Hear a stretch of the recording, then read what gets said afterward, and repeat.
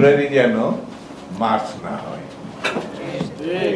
ফেব্রুয়ারি যেন এপ্রিল না হয়, এটি সরকারকে মনে রাখতে হবে।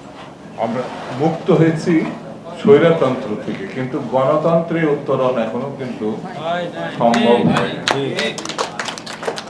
যারা শাসক আছে তারা আশ্বস্ত করছে ঐতিহাসিক দায়িত্ব, ঐতিহাসিক নির্বাচন করবেন তারা, এই প্রতিশ্রুতি বদ্ধতা। আমরা সেই যে কারণে আমার দল বিএনপি, আমার নেতা জনাব তারেক রহমান, বেগম জিয়া এবং দেশবাসী তাকে সমর্থন দিয়েছে। একের প্রতিশ্রুতিবদ্ধ বলে কিন্তু গণতন্ত্র প্রতিষ্ঠা করবেন নির্বাচনের মাধ্যমে, একটি জনতার সরকার তারা প্রতিষ্ঠা করবে এবং সেই সময়টার কথাও তারা উল্লেখ করেছে। আমাদের পক্ষ থেকে, বিএনপির পক্ষ থেকে, সকল রাজনৈতিক দলের পক্ষ থেকে দাবি ছিল ডিসেম্বর, কিন্তু তারা বলেছে ফেব্রুয়ারি লাগতে পারে। আলহামদুলিল্লাহ, আমরা সেটা অস্বীকার করিনি, কিন্তু ফেব্রুয়ারি যেন মার্চ না হয়,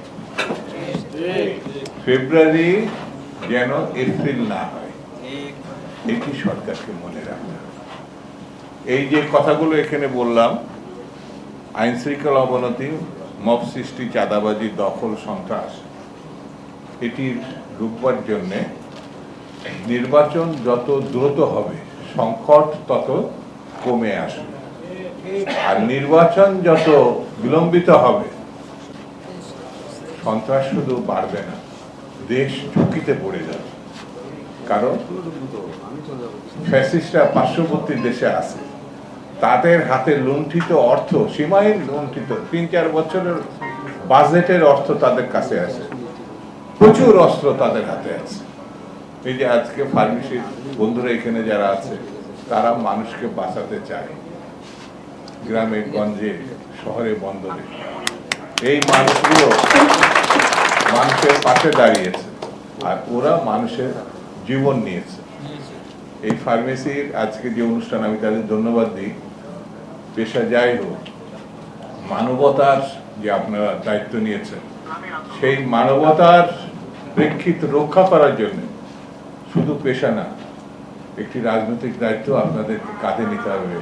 সেটি হচ্ছে অবশ্যই ঐক্যবদ্ধভাবে এই ফ্যাসিস্ট সরকারকে আমাদের সম্মিলিতভাবে রক্ষা, মানে তাদেরকে বিতরিত যেমন করেছি, সেই অবস্থাটাকে আমাদের রক্ষা করতে হবে।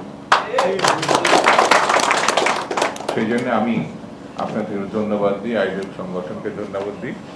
দেশের অবস্থা খুব ভালো, এ কথা বলা যাবে না, আর বেশি খারাপ না হোক, বরঞ্চ উত্তরণের পথ এই সরকার গ্রহণ করবে, সেটা নির্বাচনের মধ্য দিয়ে, এটা আমরা আশা করি, প্রত্যাশা করি। কারণ আমরা জানি যারা 16 বছর ধরে আন্দোলন সংগ্রাম করেছে, গুম হয়েছে, নির্যাতন ভোগ করেছে, রক্ত দিয়েছে, প্রায় বিএনপি তো 5,500 শহীদ 16 বছরে, আর 1 মাসে এখানে যারা শহীদ হয়েছে আমাদের যে সন্তানরা, আমি তাদের রুহের মাগফিরাত কামনা করি, শ্রদ্ধা জানাই।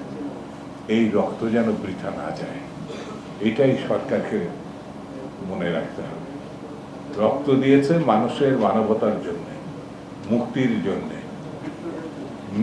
নিজেরা শাসিত হবে সেই লক্ষ্যে, সেটি যেন বর্তমান সরকার রক্ষা করে।